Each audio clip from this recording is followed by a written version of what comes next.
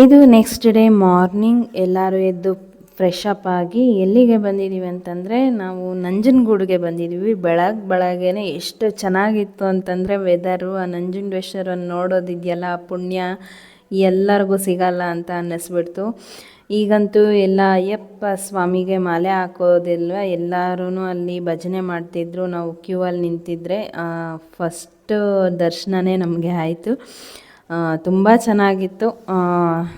ನಂಜುಂಡೇಶ್ವರ ನನಗೂ ನಿಮಗೂ ಎಲ್ಲರಿಗೂ ಆರೋಗ್ಯ ಭಾಗ್ಯ ಕೊಡಲಿ ಅಂತ ನಾನು ಕೇಳ್ಕೊಳ್ತೀನಿ. ಅಷ್ಟೇ, ಆರೋಗ್ಯ ಭಾಗ್ಯದ ಮುಂದೆ ಯಾವುದೂ ಇಲ್ಲ ಅಂತ ಅನಿಸುತ್ತೆ. ಹಾಗೆ ಬನ್ನಿ ಈಗ ನಂಜುಂಡೇಶ್ವರನ ನೋಡೋಕ್ಕೆ ಹೋಗೋಣ. ಒಳಗಡೆ ಅಂತೂ ಯಾವುದೇ ರೀತಿ ವಿಡಿಯೋ ಮಾಡಿಲ್ಲ, ಸಾರಿ. ಇದು ಫ್ರಂಟ್ ಗೋಪುರದ ಮುಂದೆ ಅಷ್ಟೇ.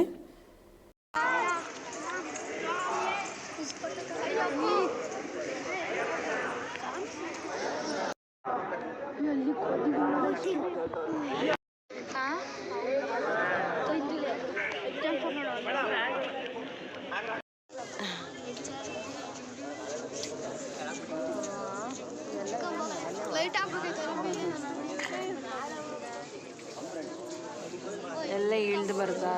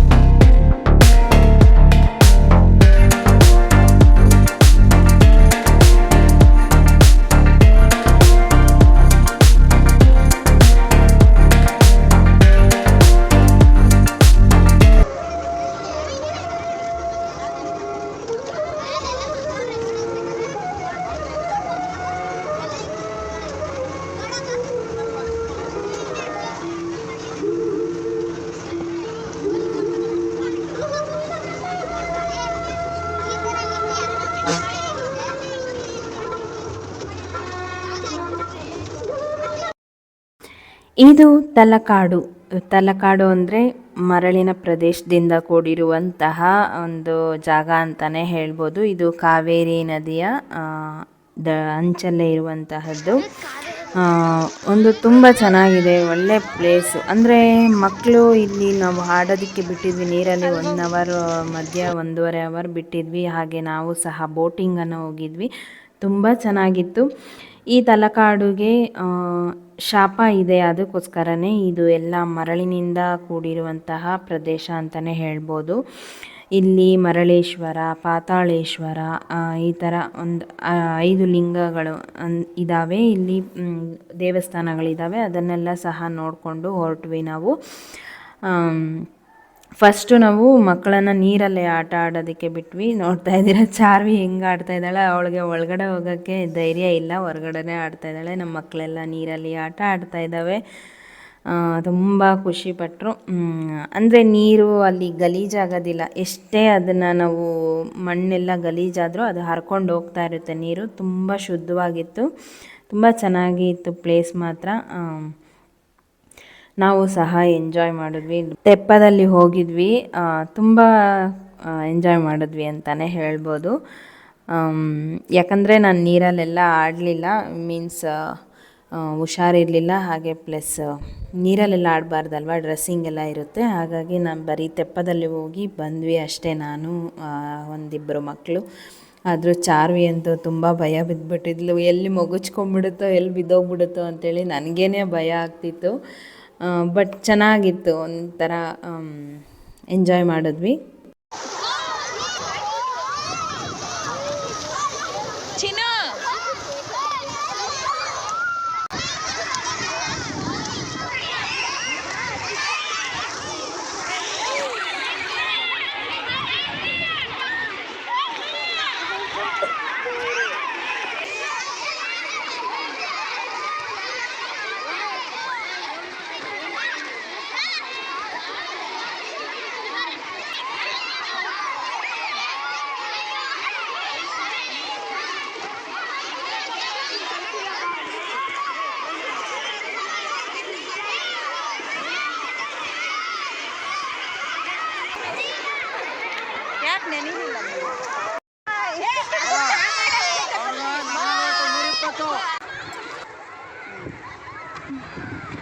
ನಮ್ಮ ಹುಡುಗರು ಇಬ್ಬರು ಹಿಡಿತಾ ಇದ್ದೀನಿ, ನೀರು ಎಲ್ಲ ಹಿಡಿತೀನಿ.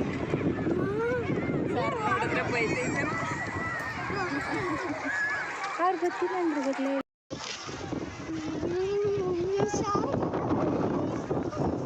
ಆಟಾಗಾದ್ರೆ ಏನಿಲ್ಲ, ದರ್ಶನ ಮಾಡ್ಕೊಂಬಂದು ಮುತ್ತತ್ತಿಯಿಂದ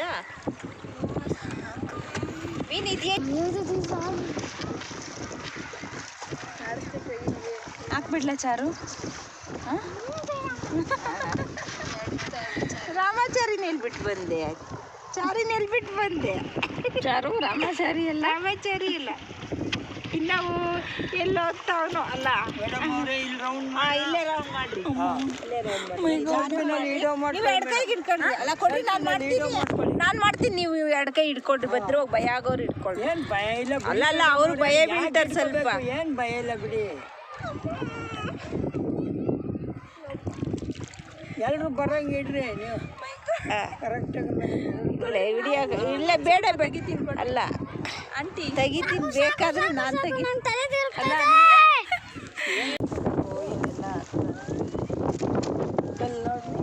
ಸ್ನಾನ ಮಾಡ್ಕೊಂಡು ಹೋಗೋರಿ, ಈಜಾಡ್ಕೊಂಡ್ ಬಂದವ್ರೆ.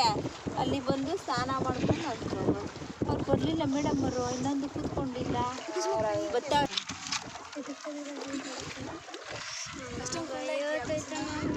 ಇಲ್ಲ, ತಿರುಗಿಸಿದ್ರೆ ಮಾತ್ರ ಭಯ. ತಲೆ ತಿರುಗುತ್ತೆ ಅನ್ನೋದೊಂದು ಪ್ರಾಬ್ಲಮ್. ಕ್ರಾಸ್ ಮಾಡ್ಕೊಂಡು ಹೋಗೋದಷ್ಟೇ. ತಲೆ ತಿರುಗುತ್ತೆ ಅನ್ನೋದೊಂದು ಪ್ರಾಬ್ಲಮ್ ಅಷ್ಟೇ. ಇಲ್ಲ, ಅಯ್ಯೋ ಆ ಕಡೆ ಹೋಗ್ತೈತೆ ತತ್ತ. ಏನ ದಪ್ಪ ದಪ್ಪ ಅಂತ ನೀರು ಇಲ್ಲ, ಸುಮ್ಮನೆ ಏನು ಪಾಪ ನೋಡಿಲಿ, ಒಂದು ಮಂಡಿ ಮಟನೇ ಇರೋದು.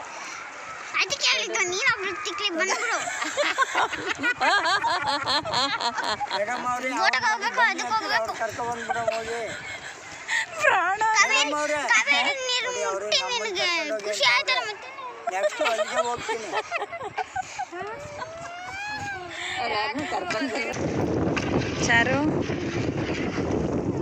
ಹೆಂಗ್ ಬೈದಿಲ್ಲ,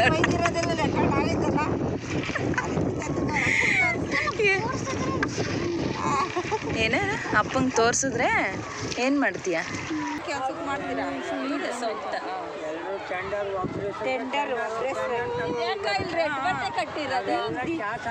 ದಿನಕ್ಕಿಷ್ಟು ಅಂತ ಕೊಡ್ತಾರ ನಿಮ್ಗೆ? ಎಲ್ಲ ಕ್ಯಾಶ್ ಹಾಕಿದ್ದೀನಿ ಟೆಂಡರ್ಗೆ, ಎಲ್ಲ ದುಡಿತೀವಿ. ಏನ್ ಬರುತ್ತೆ ಅದು ಯಾಕೆ ಹೋದ್ರಲ್ರಿ ಹುಡುಗರು ಮಾಡೋದು.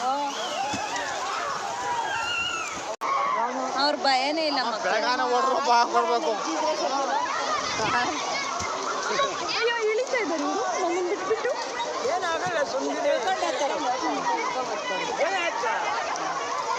ಅಲ್ಲಿಗೆ ತಳ್ರಿ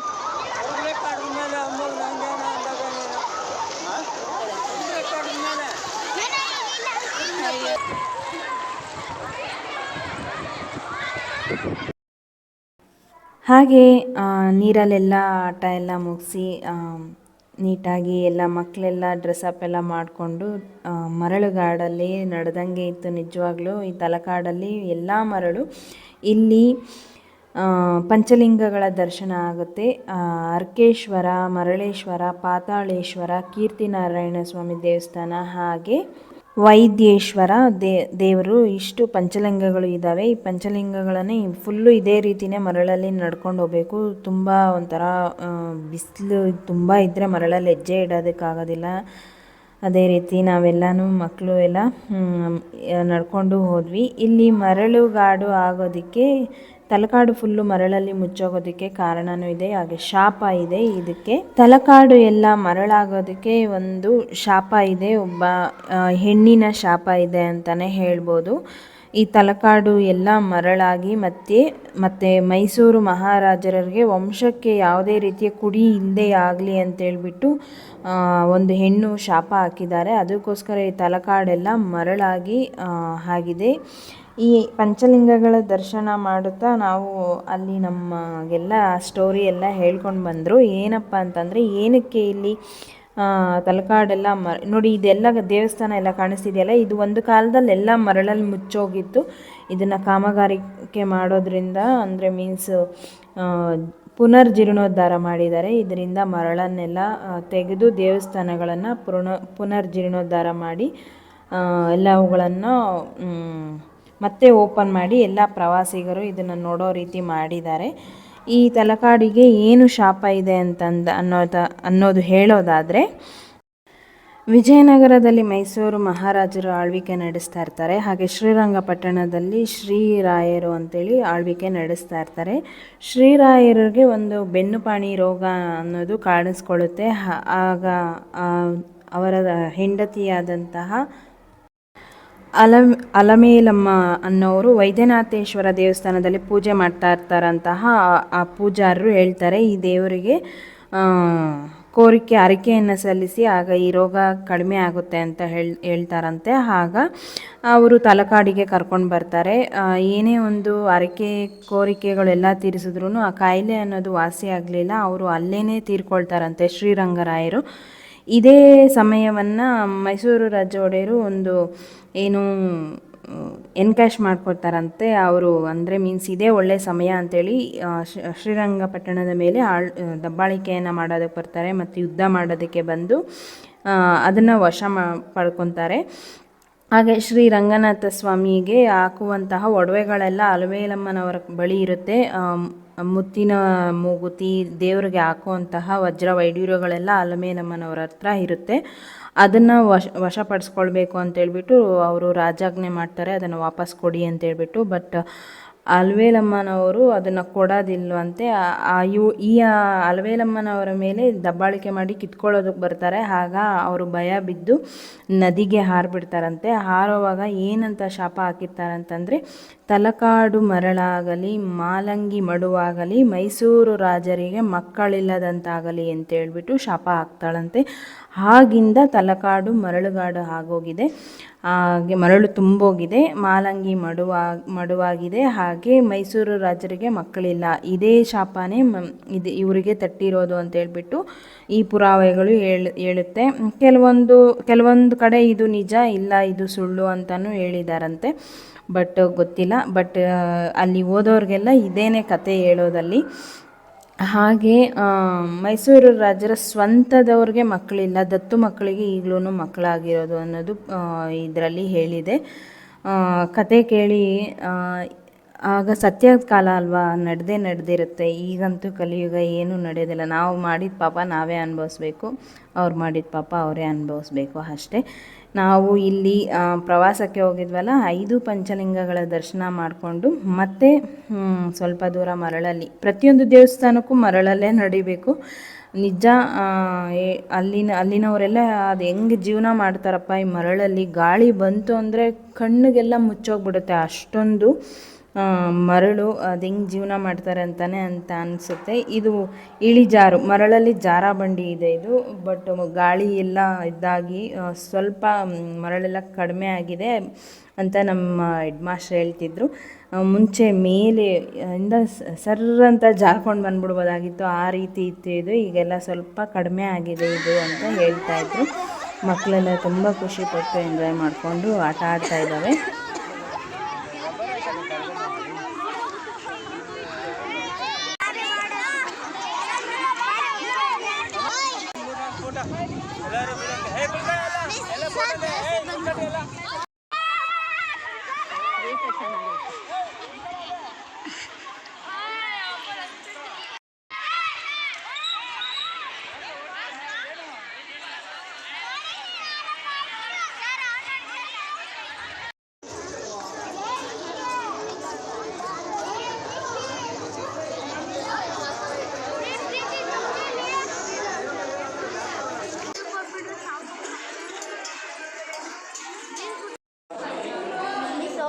ಕಣ್ಣೆಲ್ಲ ಹೊಡೆಯುತ್ತಾ ರಬ್ಬರು.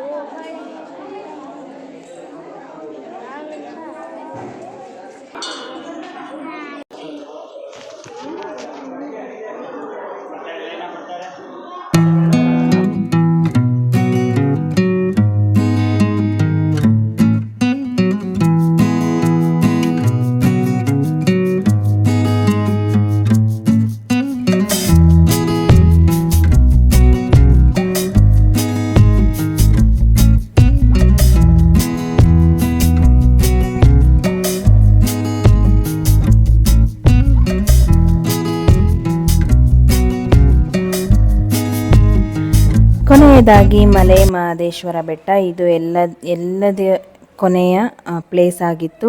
ಹಾಗೆ ಅಲ್ಲಿ ಸ್ವಲ್ಪ ಹೊತ್ತು ಬಸ್ಸನ್ನೆಲ್ಲ ನಿಲ್ಲಿಸಿ ಊಟ ಎಲ್ಲ ಮಾಡಿ ಆಮೇಲೆ ಹೊರಟ್ವಿ. ತುಂಬ ಚೆನ್ನಾಗಿರುವಂಥ ಪ್ಲೇಸ್ ಅಂತಲೇ ಹೇಳ್ಬೋದು. ಇಲ್ಲಿ ಕಾಡು ಹಂದಿಗಳು, ಹಸುಗಳು, ಎಮ್ಮೆಗಳು ಮತ್ತು ನವಿಲುಗಳು ಹಂಗಂಗೆ ಬಸ್ಗೆಲ್ಲನೇ ಜನಗಳು ಓಡಾಡ್ತಾ ಇದ್ರು ಏನು ಭಯ ಬೀಳಲ್ಲ. ಬಸ್ಸು ಗಾಡಿಗಳಿಗೆಲ್ಲ ಅಡ್ಡ ಬರ್ತಾ ಇರುತ್ತೆ. ಬಟ್ ನೋಡ್ಕೊಂಡು ಕೇರ್ಫುಲ್ಲಿಯಾಗಿ ಡ್ರೈವ್ ಮಾಡಬೇಕು, ಯಾಕಂದರೆ ಮೂಕ ಪ್ರಾಣಿಗಳಲ್ವ, ಗೊತ್ತಾಗೋದಿಲ್ಲ. ತುಂಬ ಚೆನ್ನಾಗಿದೆ ಇಲ್ಲಿನೂ ಅಷ್ಟೇ. ತುಂಬ ಇಷ್ಟ ಆದಂತಹ ಪ್ಲೇಸ್ ಅಂತಲೇ ಹೇಳ್ಬೋದು.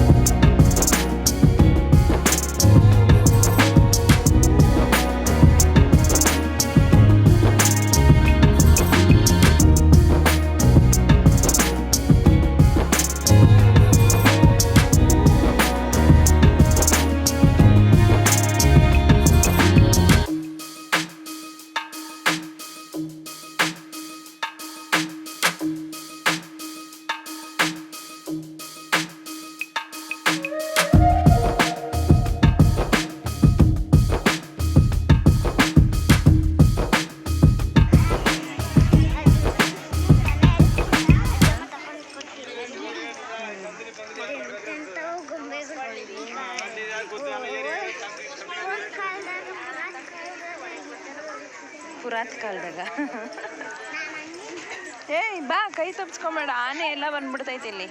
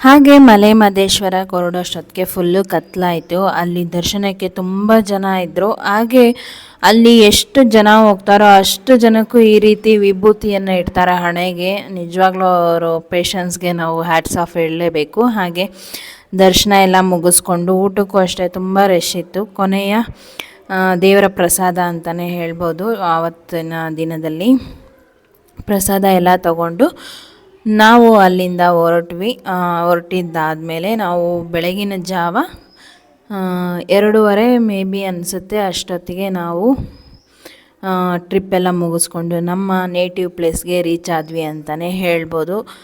ಓವರಾಲ್ ಟ್ರಿಪ್ ಬಗ್ಗೆ ಹೇಳಬೇಕು ಅಂದರೆ ತುಂಬ ಚೆನ್ನಾಗಿತ್ತು, ತುಂಬ ಎಂಜಾಯ್ ಮಾಡಿದ್ವಿ, ತುಂಬ ಪೀಸ್ಫುಲ್ ಅಂತ ಅನ್ನಿಸ್ತು ಲಾಸ್ಟ್ ಟೈಮ್ಗೆ ಹೋಲಿಸಿದ್ರೆ. ಲಾಸ್ಟ್ ಟೈಮ್ ತುಂಬ ಗಜ್ಜಿಬಿಜ್ಜಿ, ಮಕ್ಕಳೆಲ್ಲ ಹುಷಾರು ತಪ್ಪಿದ್ರು. ಬಟ್ ಈ ಸತಿ ತುಂಬ ಆರಾಮಾಗಿ ಹೋಗಿ ಬಂದ್ವಿ ಅಂತಲೇ ಹೇಳ್ಬೋದು. ಈ ವಿಡಿಯೋ ನಿಮಗೆ ಇಷ್ಟ ಆಗಿದರೆ ಪ್ಲೀಸ್ ಲೈಕ್ ಮಾಡಿ. ಹಾಗೆ ಯಾರೆಲ್ಲ ನನ್ನ ಚಾನಲನ್ನು ಸಬ್ಸ್ಕ್ರೈಬ್ ಮಾಡದೆ ನೋಡ್ತಾ ಇದ್ದೀರಾ, ಪ್ಲೀಸ್ ನನ್ನ ಚಾನಲನ್ನು ಸಬ್ಸ್ಕ್ರೈಬ್ ಮಾಡಿ, ಸಪೋರ್ಟ್ ಮಾಡಿ. ಪ್ಲೀಸ್ ನಿಮ್ಮ ಒಂದು ಎನ್ಕರೇಜ್ ಮತ್ತು ಸಪೋರ್ಟ್ ನಮಗೆ ತುಂಬ ಇಂಪಾರ್ಟೆಂಟು. ಹಾಗೆ ಲೈಕ್ ಮಾಡಿ ಈ ವಿಡಿಯೋಗೆ. ಮುಂದಿನ ವಿಡಿಯೋದಲ್ಲಿ ಮತ್ತೆ ಸಿಗ್ತೀನಿ. ಅಲ್ಲಿವರೆಗೂ ಹೀಗೆ ಸಪೋರ್ಟ್ ಮಾಡ್ತಾಯಿರಿ. ನಿಮ್ಮ ಪ್ರೀತಿ ಮತ್ತು ಪ್ರೋತ್ಸಾಹಕ್ಕೆ ಧನ್ಯವಾದಗಳು ಅಂತಲೇ ಹೇಳ್ತೀನಿ.